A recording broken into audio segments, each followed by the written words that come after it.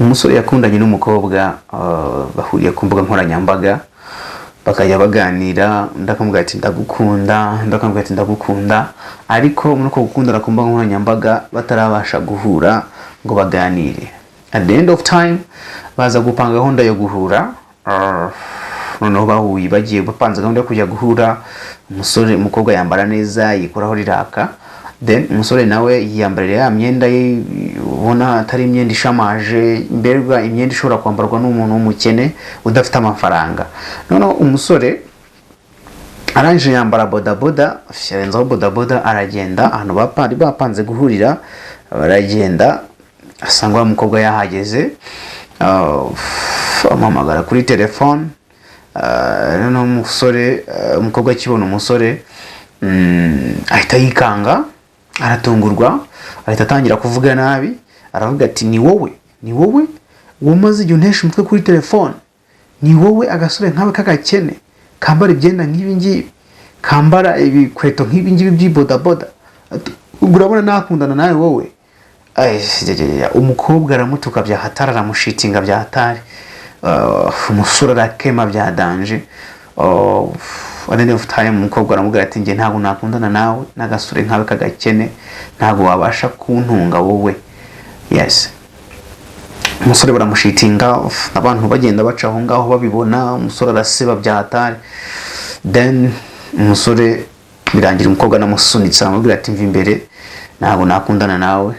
Umukobwa ahita yikubita aragenda. Umusore nawe biramuyobera, yasigaye ahagaze aho biramuyobera, yibaza ukuntu abakobwa b'iki gihe bameze, ukuntu umuntu ashobora kugusuzugura ngo nuko akubonye wambaye nabi.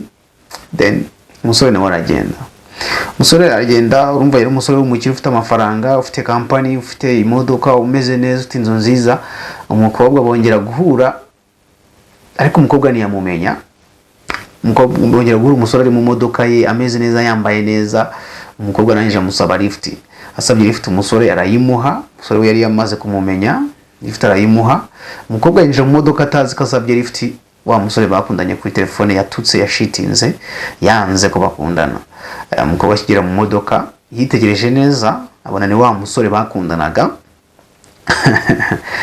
Amubonye aratungurwa, abura ararucararumira, yigira nkaho atamumenye, ararucararumira. Umusore ahantu yagombaga kujya ku kazi we kwari ukurenga aho umukobwa agiye. Umusore amubaza ugiye he, aramubwira. Then umusore aragenda, ageze ku kazi ke avuga ati ngewe nkorera hano, ariko nta kibazo ndakugeza aho ugiye, then mbone kugaruka. Deje umukobwa yari yamaze kumenya ko umusore umuhaye lift ari we bakundanye, yatutse, yashitinze, akamutuka bya hatari, nyine akamunga kumuha urukundo.